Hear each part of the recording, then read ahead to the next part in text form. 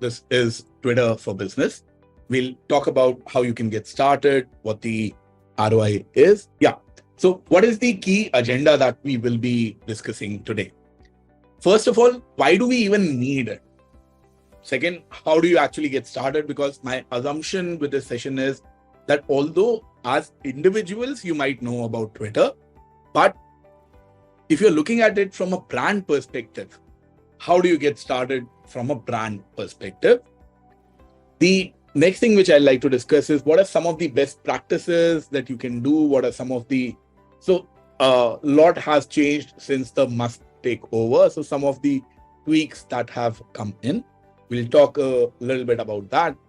And then I'll like to discuss that how do we actually measure the performance? So you're putting in a lot of effort. Some of those things are working and some of those things are not working. How do we differentiate between the two? What are the analytics that Twitter provides? How can we deep dive into that? That's essentially what we would be discussing in the fourth part of today's session.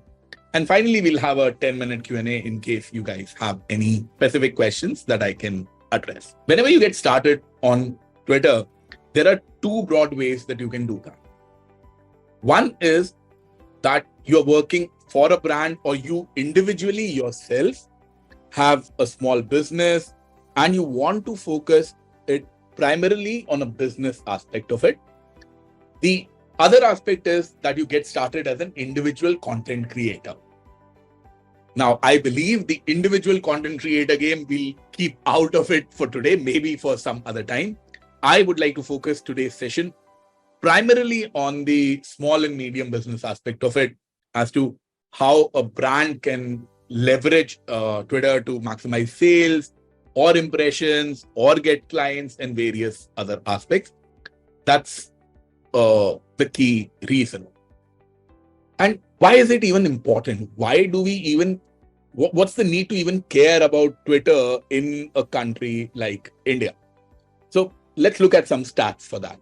If you look at Twitter as a platform from a global perspective, it is the number one platform for discovery.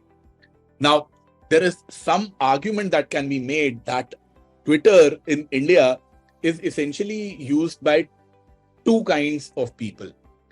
A is the, let's say, the top 5% of the consumers who are there, which is essentially people who will be buying premium goods, who will be reaching out to brands for better service and stuff like that. And the second is the, bottom of the pyramid, the anonymous accounts, which might inflate these monthly active user numbers. But even after all of that, Twitter stands as the number one platform for discovery because there is nowhere else, there is no other social media platform where you get to know about new products so organically. If you look at the other platforms, say even WhatsApp for today has gotten into that. If you look at Instagram for comparison, or if you look at, Facebook for comparison, the discovery of new products is very little because most of them, they are broadcast-based platforms. So if you see someone on YouTube, it is someone who is broadcasting. You rarely get to see an individual's opinion about the brand. And that is where Twitter wins. So if you are thinking about popularizing your small little brand, obviously you need to do some sort of a customer segmentation. For example, if you are a skincare brand, I agree with you that an Instagram would be a much better play because the visual part becomes really, really attractive over there. But if you're building a SaaS product, if you're building a SaaS service, or if you're building a SaaS company, so to say, then I believe Twitter would be the best thing because you can go on something like a product hunt for a day or a couple of days. But eventually, over the long run, if you're going to get business, that's going to come from Twitter. If you look at the number of Twitter users in India specifically, you have a little over 2.5 crores. Once again, as I was saying, what is the kind of Twitter audience typically? Now, I'm not saying that it captures the top 5% or the top 2% of the Indian pyramid very well, but the 2.5 crore people that you see here with the active accounts, huge chunk of them will be from the top 2% because it's a language which is primarily driven by English. That is one factor. Second, it is a platform which is primarily driven by text. When you look at YouTube, it is a video and a video consumption platform. Instagram has also become a video and a video consumption platform. What happens is when it becomes a video consumption platform, the barrier to entry becomes a lot lower. If you think about it, how many people would actually, what is the sort of audience that will go and read content in English, which is what happens on Twitter? It will be primarily the top 5% or the top 2% of the Indian market. Another very good example for this that I like to cite is that if you look at the regional language newspapers, the amount of reach that they would have. So let's say something like Malayalam Manorama or something like an Anand Bazar Patrika, if you look at the sort of reach that they would have, Times of India would nowhere even come close. They will sell a lot more in a state than what Times of India or an Economic Times would sell maybe in all over India. Maybe these guys would sell more in just probably Anand Bazar Patrika sales in Calcutta would be higher than what Economic Times does in India. But when you look at the ad rates that are there, in terms of how much it costs to advertise in these Economic Times and the Times of India newspapers, you'll realize that the disparity is not that large. And the reason for that is because of the audience that is expected to read Times of India, the audience that is expected to read Economic Times, the audience that is expected to read English content. That is where the premium market lies. Yes, there is fortune at the bottom of the pyramid, but for a lot of these small companies which are coming up, if you want to target the top 2%, the top 5%, Twitter becomes a very good platform for that. I believe that is essentially the reason why, if you look at a platform like Cred, for example, now Cred has essentially, so maybe while I'm talking about Twitter being the top 2%, 5%, Cred is essentially talking about the top 0.1% of the market, and that is where they're able to target those sort of guys. So you need to look at what sort of a business you are in, and that is where probably Twitter becomes handy. So before you even get started on Twitter as a brand, it is very, very important to understand that what is your target customer? Who is it that you are going after? And if you are going after the bottom of the pyramid sort of space, I'm not very sure how effective Twitter would be in getting those customers. In that case, probably Twitter would be useful as a customer support sort of a thing, or as an engagement metric. See, there are two broad ways companies can use Twitter. A is to get clients for marketing, for sales. That is one aspect of it. The other aspect of it is customer support. That is, again, a very big reason Twitter gets used. You need to always have a presence on Twitter. The amount of effort that you put in on Twitter, that gets defined by, okay, do we want to play the customer support and that sort of a role? Or do we want to, do a brand building and a marketing and a lead gen and a sales sort of a role? So that needs to be very well defined when you get started. Quality of the Indian audience. People on Twitter will be discerning users. They tend to be early adopters because a lot of them come from a tech savvy background, so to say. Very rarely you will find people above 60 on something like Twitter. It's a young generation's platform and not as young as Instagram. So it is typically, the 25 to 40 space is where Indian Twitter users are. And what happens is these are essentially the people with the money and the habit to spend as well. If you go to the younger cohort, they'll typically not have the money to spend. If you go to the elder cohort, they'll typically not have the tendency to spend. So Twitter falls in the sweet spot of people actually paying money and trying stuff out. And that's why it makes sense. The other thing is people on Twitter like to make noise. So this gives them the ability to try out stuff, provide feedback, tell others about it. Even though you might be a consumer on YouTube, even though you might be a consumer of Instagram much more, but the tendency to create videos is a lot less, because creating videos is hard. If any of you has ever tried to make even one Instagram reel, you would probably know that how hard it is to create a 1-minute video versus a series of 5 posts. Also, Twitter tends to be very, very interactive. So for a small business, which is maybe trying out new products, maybe trying out a new strategy, there you can directly talk to users very, very effectively. So so that's why I believe that for a small and a medium-sized business, Twitter seems to be the ideal platform to invest time, effort, and energy. Then comes the next question. Hopefully, I would have been able to convince you by now that for you guys, whether Twitter works or not, so that makes a difference. But if you believe, so this is the first part of it, if you believe that Twitter is the right platform for your business, then comes the next question. Okay, and I am convinced I need to do this.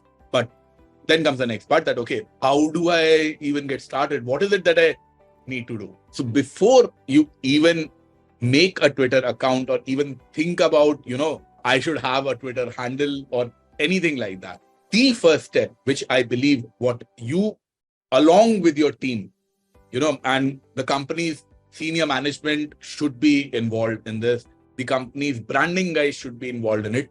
It is possible that you are the one who is doing the actual execution of it, because even the VP of marketing will not be sitting and deciding what needs to go out on Twitter. But before all of that, what needs to happen is you need to do a very, very small exercise as to what the brand means. So this is a small worksheet that Twitter provides. So it's not something that I have made. This is a small worksheet that Twitter provides. And I've shared this particular worksheet. This is one of the PDFs that I would like to share with you. Now, this is essentially to figure out what your brand's identity should be on Twitter. Now, you are an individual. You might have some preferences. You might have some likes and dislikes. A lot of times what happens is, and this is one of the problems that I've seen with, especially with small brands, is they'll outsource this particular work to maybe some agency. They'll hire a smart 22-year-old to run their Twitter account, but it does not really reflect the values of the organization or what is it that they are trying to do. And for that, it is very, very important that before you even get started, what you need to know is, okay, what does my brand represent? You need to know yourself. Pretty simple, straightforward ideas. So this is an exercise, one particular part which I have not put out on LinkedIn. So what I do is I do consult a couple of edtech startups today with their social media strategy. Social media strategy for edtechs is typically YouTube and Twitter strategy, because these are the two main things that those guys are working on. YouTube, LinkedIn, and Twitter, to be precise. And for all of them, this is the template that I follow. This is an exercise that I give out to them. Boss, fill this out so that I at least know what needs to be done. So this is an exercise. If you decide that, okay, I will be going ahead, will be making an account, I will be becoming active on Twitter, before you go ahead, this is something that I'll ask you to fill out. This sounds like very stupid questions, but when you discuss this in a meeting with 5 people, trust me, the VP marketing and the CEO and the 22-year-old kid who will be handling the Twitter account will have very, very different responses to this. So getting all of them to agree on one thing, that's very, very important, because once you establish this sort of identity for yourself, it is something that would continue. You need to do this exercise only once. Maybe you are handling the Twitter account for this particular brand in 2023. In 2024, it might be a different person who is handling it. How will he know what needs to go out? It is very difficult for him to go and study a year's history of what all you have done. He will have to start from scratch. So this becomes your guiding light, so to say. This becomes the mission statement that, okay, this is what I request all of you to, sort of fill and try it out. Those were very generic sort of questions. Okay, what is your favorite restaurant? And which tells you a little bit about. The other thing is, what is it that you want to project? So, do you want to come across as a serious brand? Do you want to come across as a luxury brand? Do you want to come across as a quick and cheap brand which can get stuff done very, very quickly? It could be many things. And that is where it becomes important for every message that you are, every tweet that you are creating, every post that you are creating, every video that you are putting out, it should be consistent. How do you do that? That is where, so you need to narrow in that when people interact with the brand, what should they feel?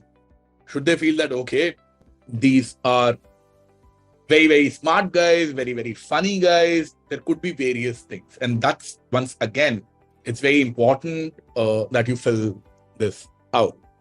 I have a couple of examples, I believe, later in the slide. So 2 fintech examples I've taken. Now, it becomes very, very surprising for a lot of people if you ask them, any idea which is the biggest brand on Twitter in India? So it is essentially SBI. SBI, quite surprisingly, is the biggest brand on Twitter in India. And you can go through the sort of content that they put out. Are they doing customer support? No. Do they do these sort of a lot of interactions? No. Say, for example, if you look at ICICI Bank. Now, ICICI Bank is very, very proactive on Twitter. You have any sort of complaint, you put it out there. So they have separate handles for various departments, how it gets handled, how quickly it gets handled. SBI doesn't do all that. For SBI, but there are some things that SBI does. SBI does promotion, marketing, and all of that. It's a very huge B2C. It's a business to consumer brand, which is visible all around us. But there are multiple other big brands which are there, but no one even comes close to SBI because they have stayed consistent throughout, the many, many years they have been on Twitter. They post extremely regularly.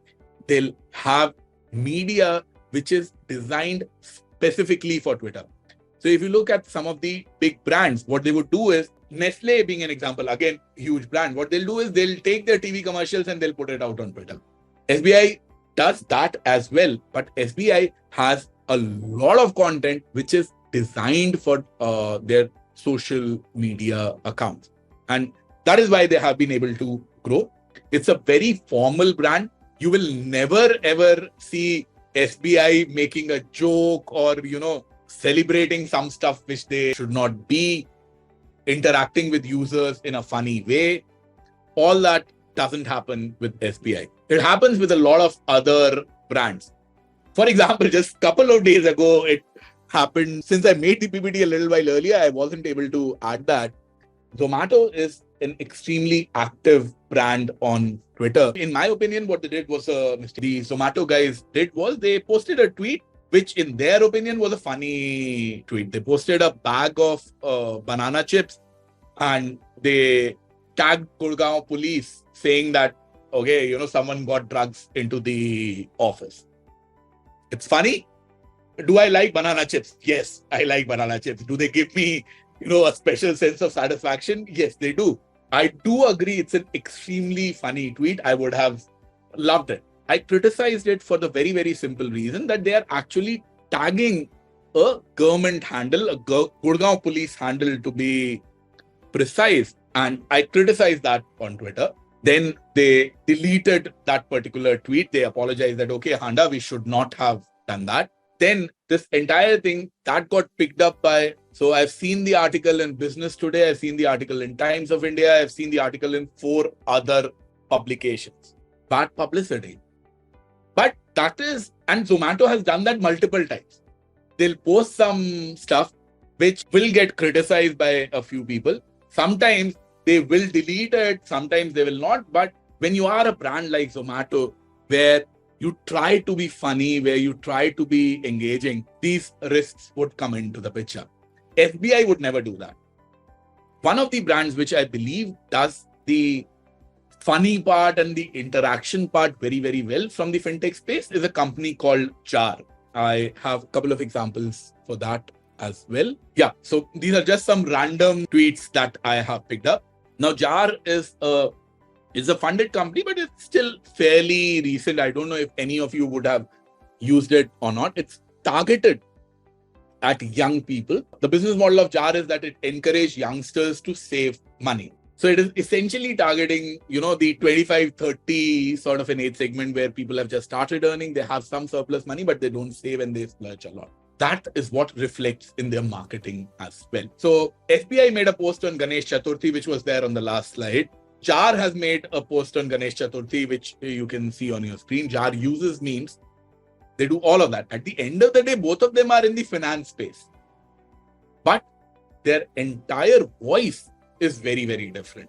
And that's the fundamental reason why I started that even before you make your Twitter account, you need to know what the voice of your brand should be. Until and unless you know that, cannot really do a good job at Twitter.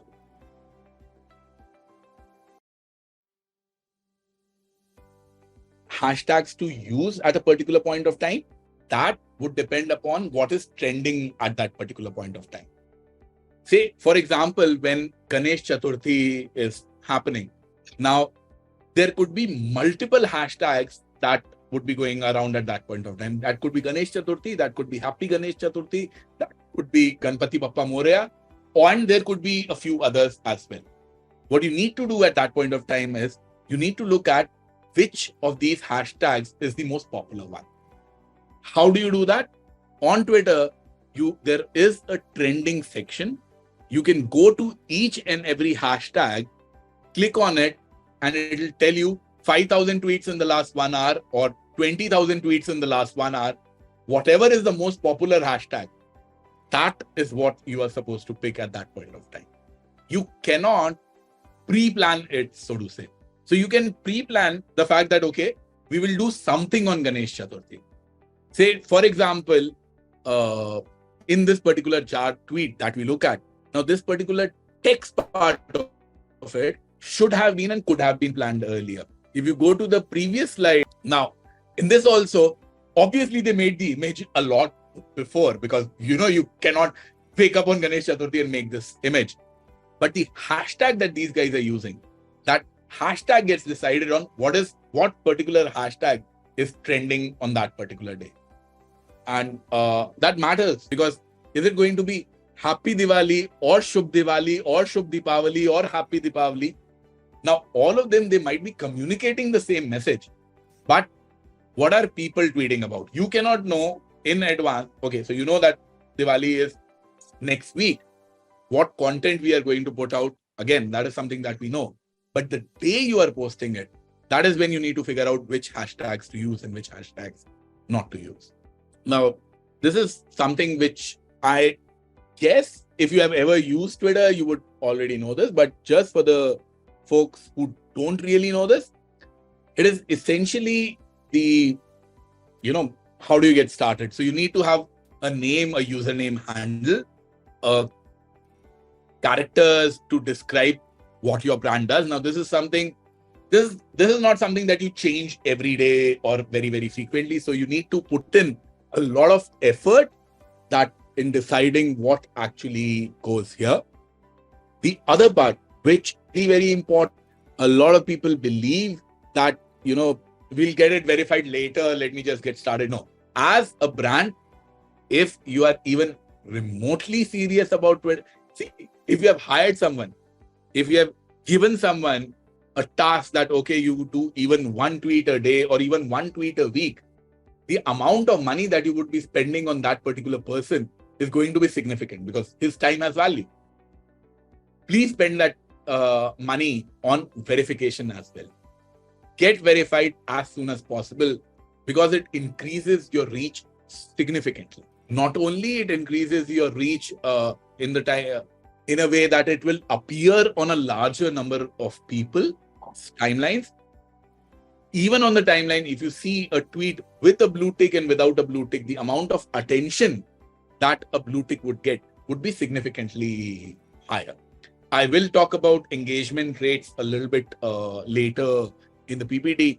But what verification does is it helps you with a higher engagement rate. So get verified as soon as you decide that, okay, I'm going to go ahead with Twitter. This is something which I very strongly believe you need to do as a brand, not as an individual. There are multiple things as a brand you plan that, okay, maybe next week there is some sort of a discount that is coming out. Maybe there is some sort of an offer for a Ganesh Chaturthi or a Diwali which is coming out. Whatever is the content that you are planning to push out. Yes, on Twitter, a lot of content has to be created, in the next 30 minutes, in the next 1 hour, depending upon what's going on. If there is a match that is going on, KL Rahul plays, sometimes he does play well. Yes, being taking yesterday's example, but normally that doesn't happen. So depending upon how people are performing, what is trending, what is the news at that point of time, you need to have live content and quick content which gets put out. But that should not be your entire Twitter strategy. Yes, if you have resources, that is one part of it. But a lot of your tweets, 80% of your tweets or 90% of your tweets, which will not get too many RTs, which will not become very, very popular. But these are the tweets, these form bulk of your content, which builds your brand. And that helps that one funny tweet or one particular current affairs tweet to go viral and get a higher reach. So to get that extra visibility for that 1%, what you really, really need to do is you need to plan out your tweets well in advance. Twitter recommends 1 month. I don't really know any brand which plans 1 month in advance, but a couple of weeks is something that you definitely need to do. What you can also do is you can have some pre-planned strategies to create content which is engaging over the long term. How to do that? That's the next part of today's PPT. That, fine. First was, I'm convinced, let's get started. The second is, how do you get started? Then the third thing is, how do you actually create content that is engaging? So there are some ways which you can use. A is polls. It's a very little used feature on Twitter. Not many people use it. An option for a user to interact with your brand.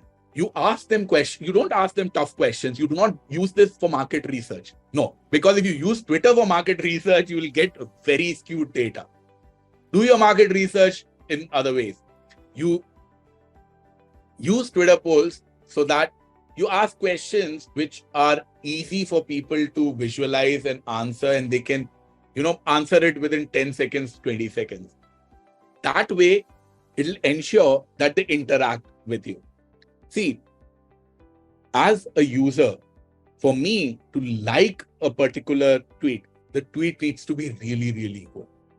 For me to retweet something, to share it with all my followers, it needs to clear a much, much higher cutoff. But because polls are anonymous, I would poll on most polls which would appear on my timeline if I find it remotely interesting. So as a brand, if you expect your user to retweet, that has a very high cutoff. Lesser than that would be liking it. Lesser than that would be polls. So the idea is to make it very easy for the user to interact with your brand. So then comes the next question of, okay, why do I even care about it? If I'm not doing market research, then any poll that I am doing, what's the utility of that poll? Well, the utility of that poll is once the user engages with your poll, in Twitter's eyes, in the algorithm's eyes, it becomes, okay, so the user is interested in this brand. Earlier, from 10 tweets, maybe I was showing 2 tweets on your timeline. Now I will start showing 3 tweets on your timeline. And that is where it really, really helps you. A user interacting with your brand sends a signal to the algorithm that the user is interested in the brand. And that is one very easy way to, get people to interact with your brand. Another easy way to get people to interact with your brand is you ask them questions. It does not matter if you are trying to get, if you're trying to solve a problem. You can ask them any random question which is associated or somehow related to your brand. See, creating content is difficult. One of the biggest problems that people have with social media platforms, why they just keep on consuming and they do not put out, tweets for themselves or Instagram posts for themselves. So just there have been various studies which show that for every 100 users, there will be 1% or 2% of users which will actually create content on the platform. Whether it is Twitter, whether it is Wikipedia, whether it's Instagram, that's valid all across. And the reason for that is creating content is hard. It requires you to think and do stuff.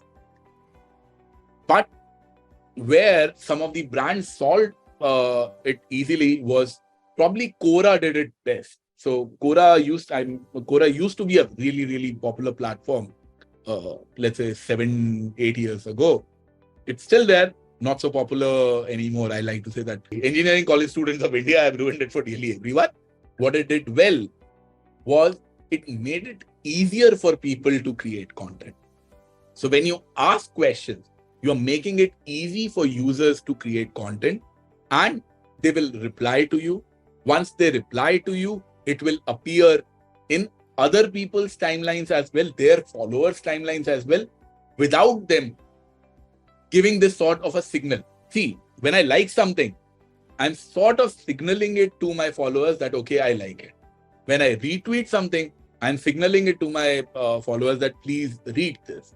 But when I reply to something, it doesn't hit in my head that, okay, it will also go to my followers that much. And you can use this gap that exists in psychology to A, help you with the algorithms, and B, get a higher reach. So asking questions also works really, really well for your brand to grow. Then using visuals is once again a very, very good idea. So AGO is a Reliance brand. It's a huge brand. There is no doubt about it. They make funny tweets all the time. Once again, what is the market that they are targeting? They're targeting mostly fashion-based stuff because that is what they're selling most. And this is a brilliant example of how to use Twitter by a brand. What is it talking about? It is talking about, it's funny, first of all. That means that there is a tendency for people to like it and retweet it. Secondly, it is talking about a fashion-based item. It is talking about capris and jeans. So it fits in with the brand really, really well. The other part is when you put out a text tweet, let's say, for example, if you go to the jar example, look at the amount of space the Ganesh Chaturthi tweet is occupying on the timeline. This is how it would appear on the timeline. So it takes a very small space. But if you look at the AGO's example, when you have visuals, it works really, really well because it occupies a lot bigger thing on the timeline. And a lot of times what happens is the visuals that you use people will have a tendency to click and expand them and see, okay, what the big picture is like. Every click that they do will be counted as an engagement, will be counted as an interaction, and will send a signal back to the Twitter algorithm that, okay, this is something that works. So using visuals is a very, very good idea. Now, this is something, so Razorpay, once again, is one of the leading fintech brands. Now, there are a couple of things that they have done well and a couple of things which are still slightly problematic. What has happened is over the last maybe 3 months, 4 months since the Musk takeover, there is a huge push that people should not leave Twitter. Earlier, what used to happen was Twitter was essentially a media platform. People used to share news articles, links, and people used to go out of Twitter. That has more or less stopped. So let's say 6 months ago, what Razorpay would have done is Razorpay would have just given a YouTube link and people would have gone to the link and nothing else. Here, what they have done is they have given the YouTube link, but the picture that you see, that is an image that they have uploaded. So what happens is, normally when you share a YouTube link, the Twitter algorithm, the Twitter platform would pick some image from the link, it will show it. Metadata would be displayed from YouTube. If you upload an image, the metadata, there is no metadata. It's just a link that gets shared. The number of link clicks that you will get will be lesser via this route, but the visibility would be a lot higher. So in case you have to share a link, ideal way is you share one tweet, in which you share whatever you want to share, but you don't share the link in that particular tweet. You do it in the next tweet. So Twitter has something called threads, where the first tweet will come up, you can reply to it, there will be the next tweet. Your second tweet should have the link to whatever it is that you are doing.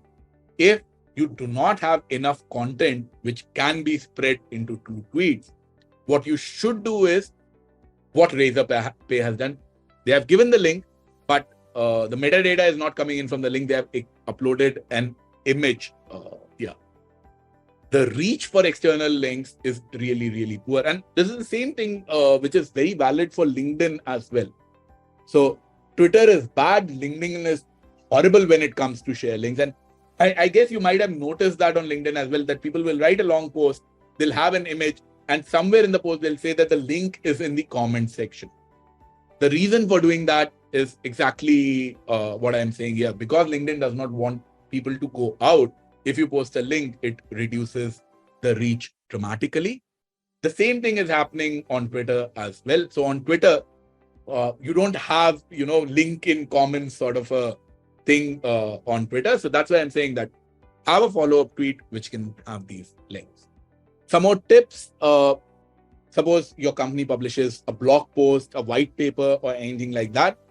What you can do is you can break it down. A blog post has, say, 5 best ways to use Twitter. That is your blog post, for example. Now, what you can do is you can have a series, Monday tips for Twitter. Every Monday, the 5 tips that you have put out on your blog post, every Monday you post one of them. Then a lot of times what happens is, it is difficult to create high quality and good quality content, but you can always curate. You can always take content from other people, what they have said, what they have shared, whatever insights that you have found from there. You can curate that and share that with your followers. You can use content from other platforms. Now, this is again something that a lot of brands don't do. Say, for example, Juno decides to put this particular session. Now, we are having this session on Zoom. Is this the only value that Juno as a brand can derive out of it? Not really. What Juno can do is take a recording of this particular session and put it out on YouTube, which I believe the team already does. Now, if they want to be active on Twitter, they can take clips from this particular session and put those clips out on Twitter. So you can create content which is optimized for platform 1, which is, say, Zoom here. Use it also on YouTube, and that's where it stops for a lot of people. No. If you have any content that you have created ads for, maybe print ads that you put out in the newspaper. You can use that same print ad and put it on your Twitter profile as well. You need to use hashtags, because if there is a particular topic that is trending and if you use the same hashtag, there is a very strong possibility of people who might not have ever heard about your brand, who have no idea about it, they can use that particular hashtag, and if your tweet does well, it will appear on their timeline. So that's also something that helps. Now, coming to the final part of it, how do we even know what is working, what is not working? So what do I need to do for the first 3 months? That is essentially what we have discussed till now. But beyond the first 3 months, how do I figure out what needs to be done? Well, that is where it becomes really, really important to measure your performance. How do you do that? Now, this is nearly every brand that I spoke to. They'll see, this tweet went viral, or that tweet went viral. So we need to create content like that. Fair enough. I understand that. But which tweet or which idea is going to go viral, no one knows in advance. What you need to be tracking is impressions. So that's where, how do you actually track that? So what I've done is I've just looked at my Twitter account. So over the last 28-day period, now this is the most important metric, irrespective of what you are trying to achieve on Twitter. Whether you are trying to appear as a support channel, whether you are trying to get more leads, whether you are trying to make more sales, your North Star metric for Twitter has to be impressions. If you are doing well on the impressions parameter, you are doing good on Twitter. So now what Twitter does is, if you go to the analytics part, this is what they display. So so they'll tell you the impressions. You can have a look at these impressions in various formats. They'll give you 7-day data, 28-day data, month-wise data. They'll give you huge amounts of data. And they'll even give you on a per tweet data that, okay, how did this particular, I have 8.7 million impressions now. If I look at it, there is, if you look at the chart, maybe around September 15th, there is a significantly better performance than the rest of the month. What did I do on September 15th? Now that needs to be figured out, because there is definitely something that I did, probably some tweet that went viral. On the other days, it's more or less consistent at a few 100,000, but maybe on September 15th, and I believe on September 20th or 21st is where I'm close to 1 million on that particular day. So something happened. That needs to be realized so that can be replicated in future. Then comes the other part, which is engagement. How does Twitter track engagement? Clicks. So these could be clicks on the links which are there. These could be clicks on the poll. These could be clicks on the hashtags which are present in your tweet. Expansions. So what happens is, now Twitter has given you the ability to tweet longer. Only the first few letters appear on the timeline of a user. If it clicks on that and it expands, that becomes a very, very important metric for Twitter. Because what happens is, that means that once the tweet appeared on his timeline, that's appearing on the basis of the algo. But if he's clicking on expand, that the user is clicking on that expand primarily because he liked the content. It could be a visual that you had posted and he's expanding to look at the big picture. It could very well be you have written a long tweet and he's expanding to read more of that. And then obviously likes, retweets, and follows. These are all engagement parameters which are given out. And all of this gets measured, and all of this gets tracked, and all of this is something that you should be looking at very, very actively. Impressions becomes your North Star metric, but these are some of the other things that you need to consider. So this is something, say, for example, now this is tweet-wide data that I have picked up. So one particular tweet, as you can see, did 920,000 impressions, where the engagements were 77,000. So the engagement rate is effectively engagements divided by impressions. So as you can see, roughly 80,000 impressions out of roughly 1 million views, which translates to an engagement rate of 8.3. But there is another tweet just below it. If you can see, the engagement has shot up through the roof. There are 180,000 engagement for a tweet which has a lesser number of impressions, where the engagement rate is 26.5%. So these are some really, really good tweets which did really, really well. A high engagement rate is desired. A high impression count is desired. But you cannot have this as a standard that, typically I need my engagement rate. This is again something when suppose you are hiring someone and you tell them that, no, I want my engagement rate to be 8% or 10% or 20%. Those are the wrong parameters. what is a realistic engagement rate. See, impressions, the more you grow, the impressions would be growing. But what you need to target is an engagement rate of anywhere around 3 to 5% is considered a good engagement rate for a brand. I have some data on that as well. Yeah. So as I said, this is essentially the impressions that I had, I believe, in July and August. If you notice, the period from July 16 to July 23rd, as you can see, it's virtually dropped to zero. I'm typically getting 200,000 views a day. From July 16 to July 23rd, I'm getting not even 10,000. What do you think is the reason behind it? No content posted. Absolutely, Poonam. The idea is, I was out of town for that 7-day period. I didn't have, a very good internet access at that point of time, so I didn't tweet. That is how strongly it falls. As you can see, I was doing 200,000 impressions a day. If you look at July 16, it's down to 10,000-15,000. The next day, it's down to a few hundreds, and then it's off. The reason why I wanted to showcase, and this is a 2-month history, you can see across those 2 months, 200,000 is more or less the broad average.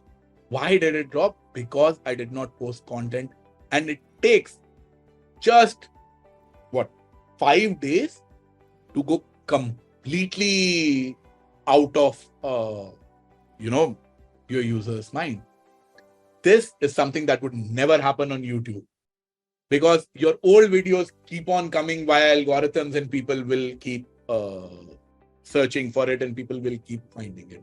This would never happen on Instagram. I don't believe that this would happen on any other platform other than Twitter, because Twitter is built on this idea that it is ephemeral in nature, that it will go out of people's memory very, very quickly. So if you want to get started on Twitter, be very, very sure that, okay, I'll do it if and only if I have enough resources, enough time, enough dedication to post something every day. If you are not going to post something every day, maybe you do not have the resources, maybe you think that it does not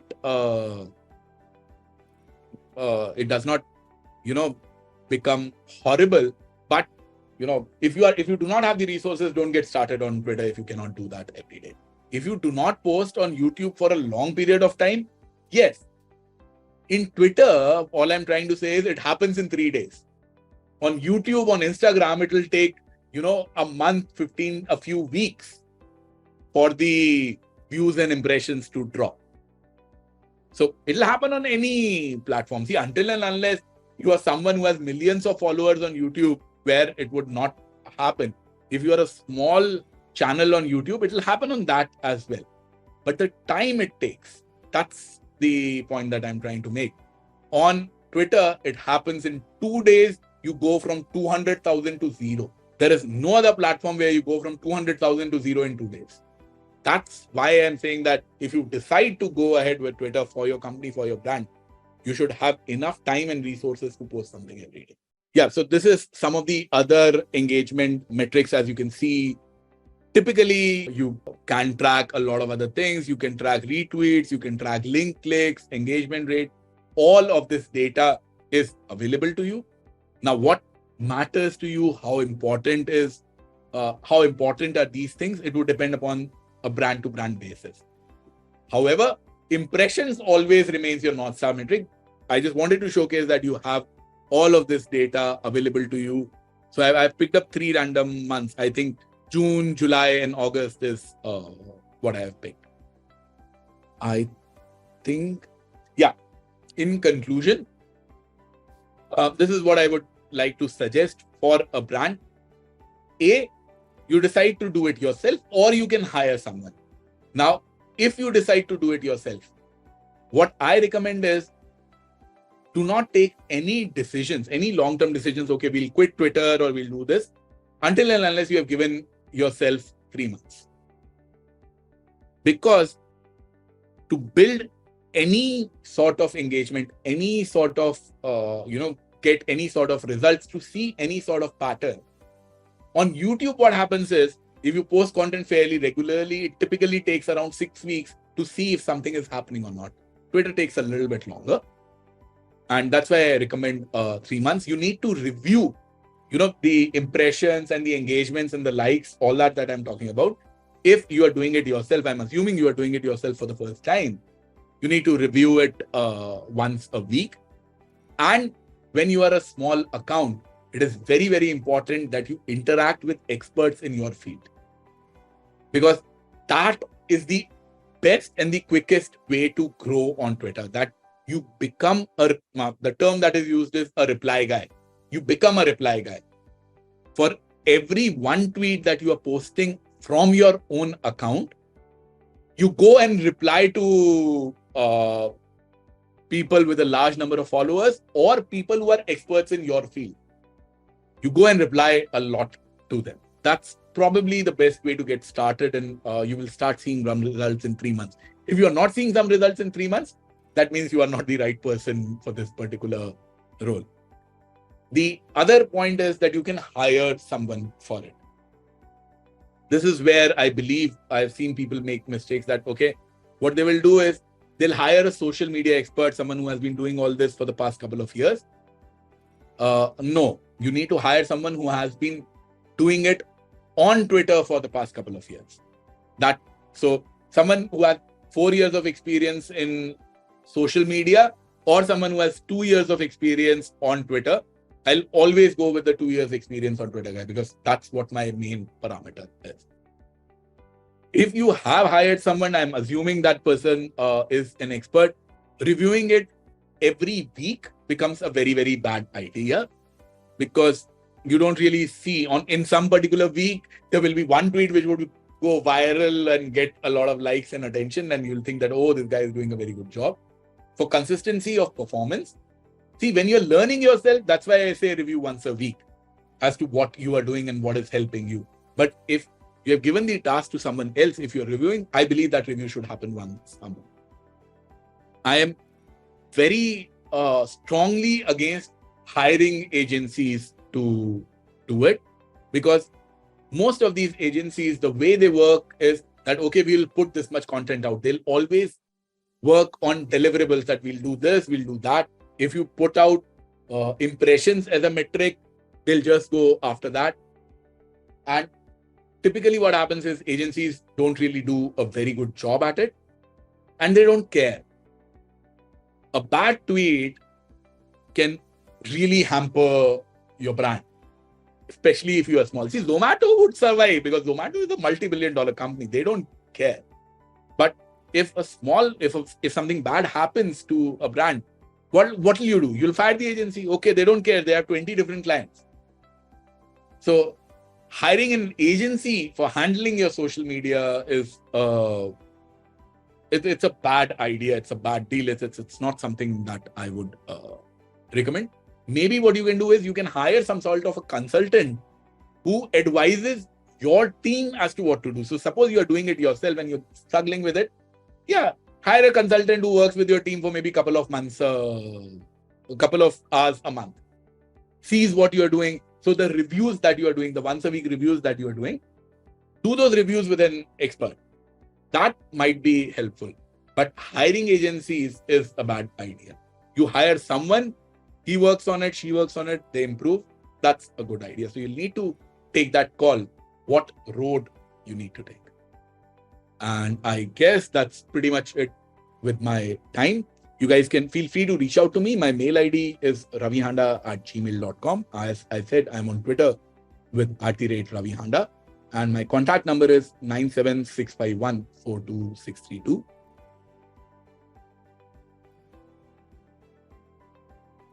It does not exist globally like it does. Say, for example, in India, for LinkedIn, if you look at these stats, it's very, very clear that 10 to 12 in the morning is on a weekday is considered the best time to post, because that's when people have logged in and that's the sort of network that exists.